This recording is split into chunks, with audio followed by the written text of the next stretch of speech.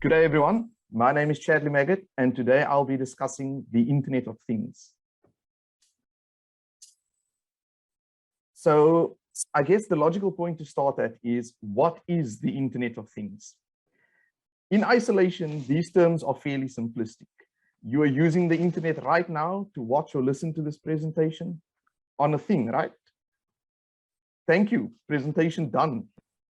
Nah, definitely not. It's much more than that.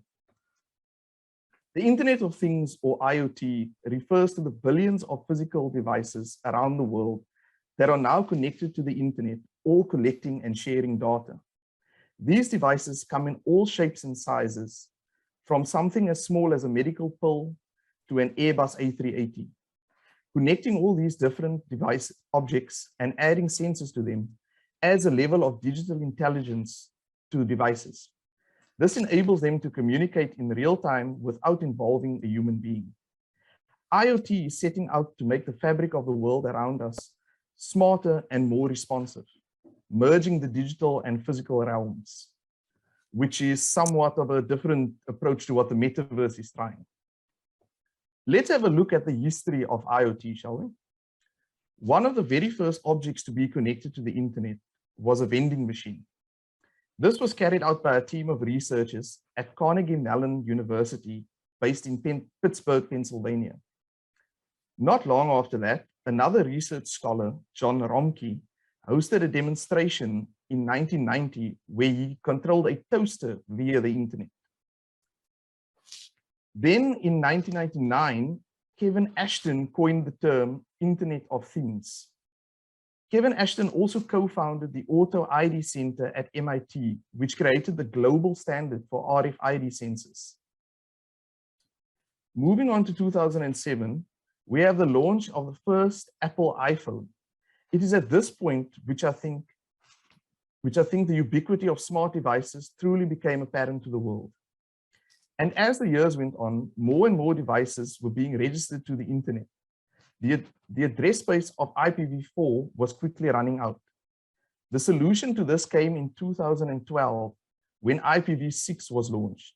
It increased the address space of IPv4, which was about 4 billion, to a staggering, I'm not even going to try and say that number. 2 to the 128 sounds a lot better.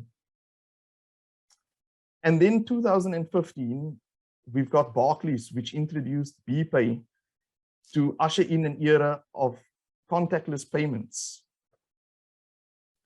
And lastly on our timeline, we have the advent of 5G, which caused quite a stir in 2019.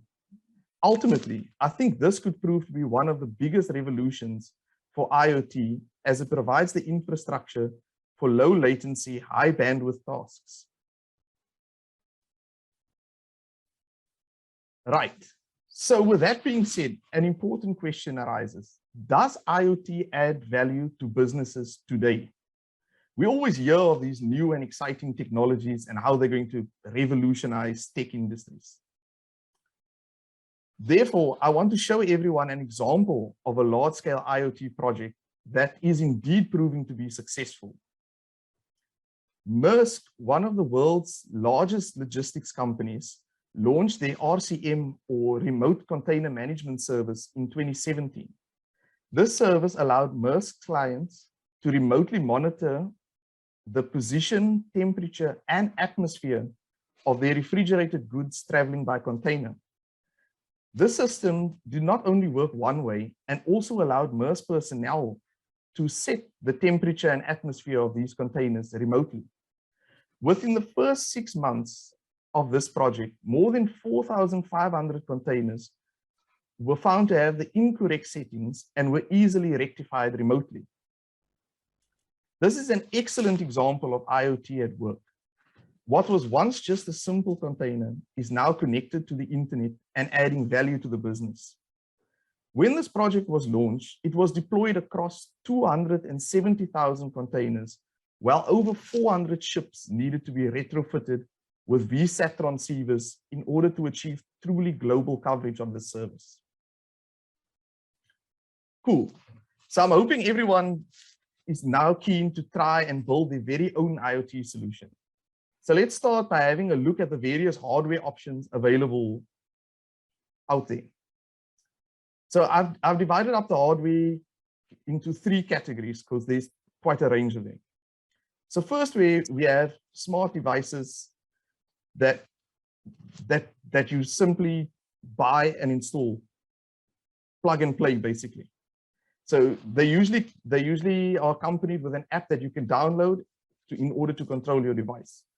So like Google Home, Amazon Alexa, that sort of thing.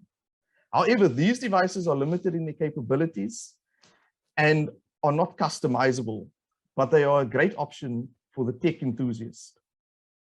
Then we move on to everyone's favorite dessert, the Raspberry Pi. For those of you who don't know, Raspberry Pi is a series of low-cost single-board computers the size of a credit card. Some models are even smaller.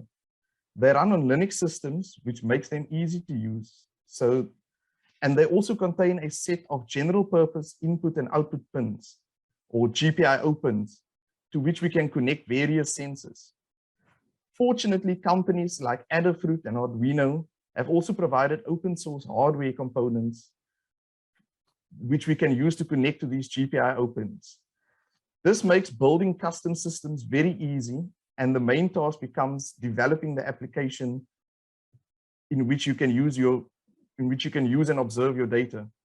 A great option for any seasoned developer. And lastly, we have the really low-level stuff. It's nice to know that in this day and age, the electrical components are one of the few things which have decreased in cost. Along with them being highly available, it allows us to build almost anything to our heart's desire.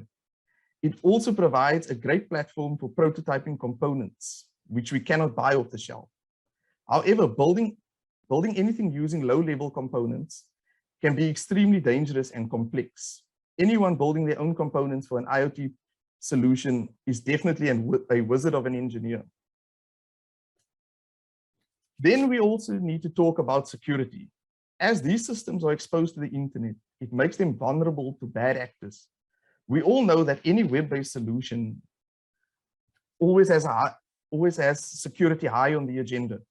However, the ramifications of poorly implemented security systems on IoT solutions could lead to fatalities. Imagine you used an automated insulin pump and a bad actor messed with the dosage. Well, this actually happened in 2018 when a research team at QED Security Solutions found a vulnerability in Medtronic's insulin pump.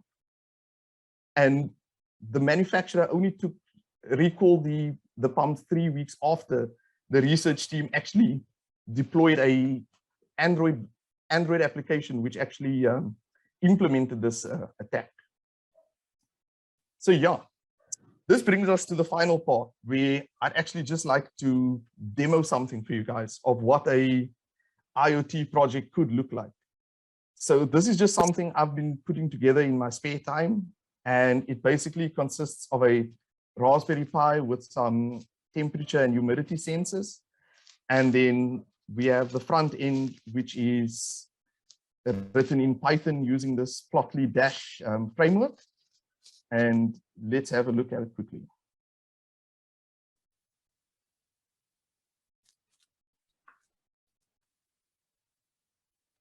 So over here we have the inside and outside temperatures of this greenhouse. Yeah, firstly, this is actually the thing being connected to the internet is a greenhouse. So we've got these inside outside temperatures, humidity temperatures for inside and outside. And we also have some controls here, which you can see this pump over here. We can actually control remotely. So you can control these valves over here. So if you're not at home, if you want to water, or there's actually plans to have this thing automated where you can water this thing given the soil moisture settings over here. And then this is just a weather API that's plugged in at the bottom. And yeah, that's basically more or less what an IoT project can look like in the real world. Just gives you control remotely operating anything. And yeah, that's basically all from my side.